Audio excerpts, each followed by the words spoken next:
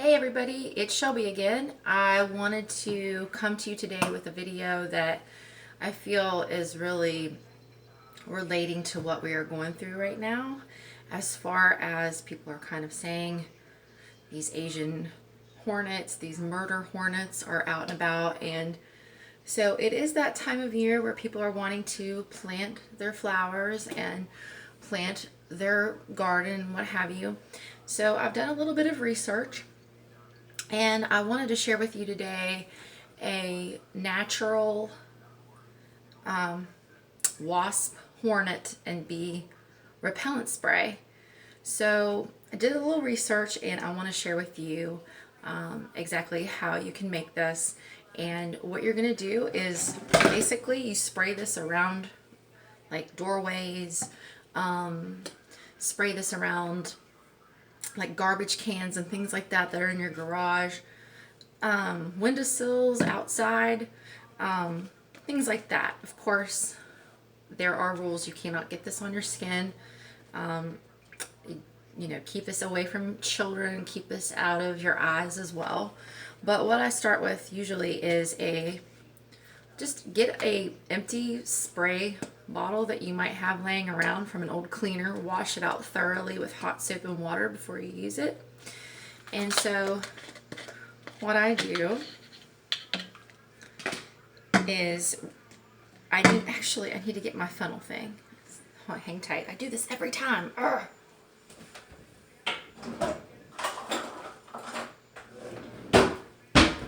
Okay, sorry. So I'm going to put my little funnel thing in here, and now what we're going to do, we're going to start with our water. It says to use distilled water. I don't know why. I've been looking at several recipes, but this is probably the purest, and it doesn't have this chemicals in it. I don't know if hornets and wasps and bees are attracted to the chemicals that are in the tap water, so I would stick with a distilled water. So I'm going to do 8 ounces of the distilled water. Basically, I'm just going to fill, this is a 15-ounce bottle, so I'm going to do it halfway. That's about right. Just do halfway there. Well, maybe a little bit more. Okay. All right. Then we have Witch Hazel. Witch Hazel you can actually use on your skin. We're not using this on our skin, but in the recipe that I found, that this is just, it mixes really well with the other ingredients that I'm going to use. So I'm going to use about 2 to 4 ounces of that.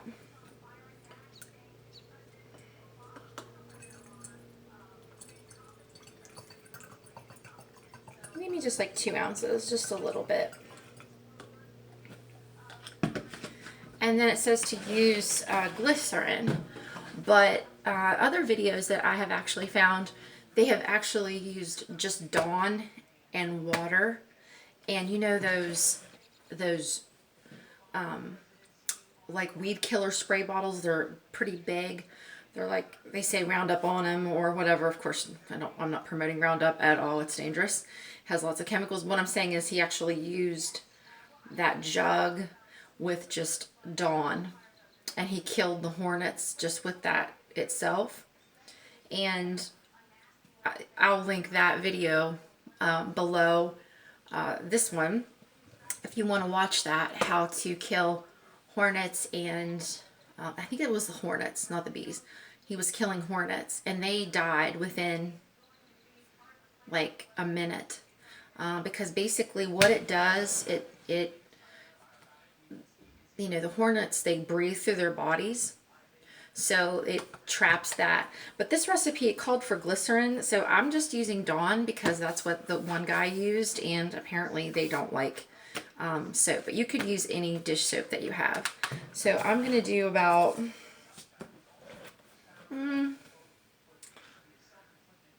3 tablespoons of the Dawn, since I'm doing this halfway. So we'll fill it up with some Dawn. Should be good.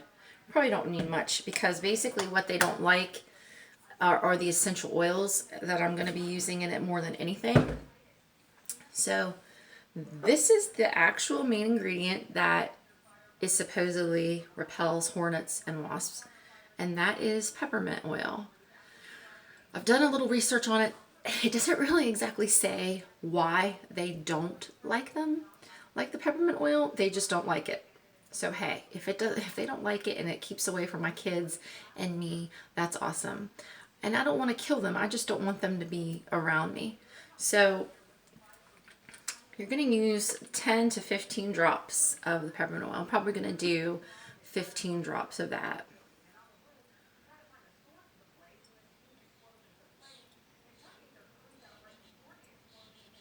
Actually, let's do 20 because you can never be too safe.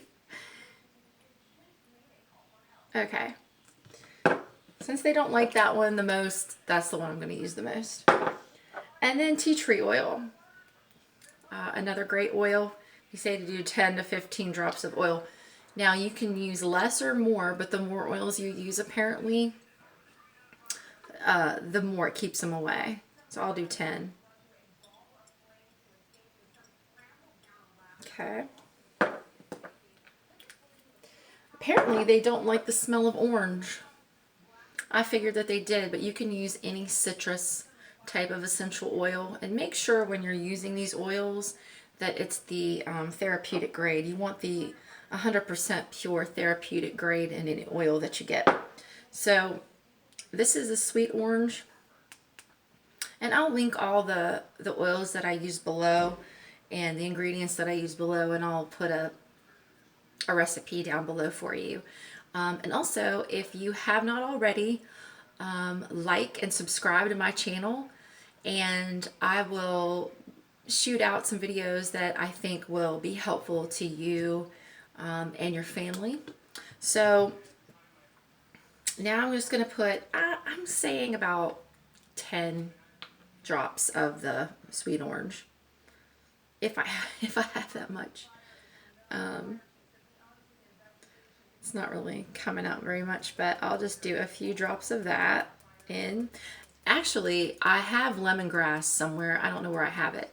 I couldn't find it, but lemongrass is a really big deterrent of wasps and hornets as well. So instead of the orange, or with the orange even, any citrus oil, preferably the lemongrass, would probably be the best one to do. Another one is eucalyptus. Eucalyptus, they don't apparently like eucalyptus and peppermint the most. And then there's a couple other ones too. Clove, they do not like clove at all either. So if you have a clove oil, that would be really, really good too to use in that. So I'm going to do 10 drops of eucalyptus.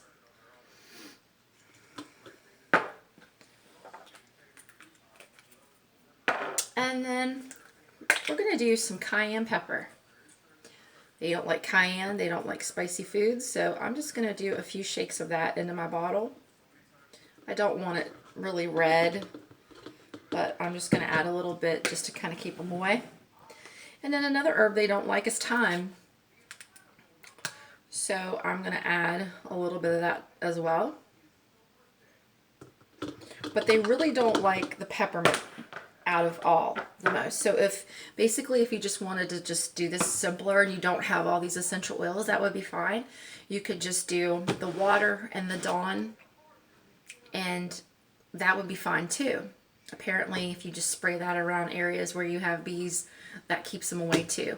But the peppermint, I do recommend probably the most, if you do, instead of using everything else that I used, the peppermint the most. So it looks like I've added everything I needed to add.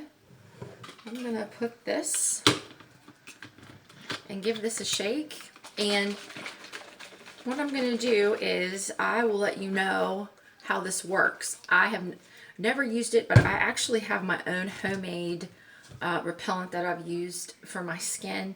I'll do that in my next video and tell you how that goes, and we'll see how this works.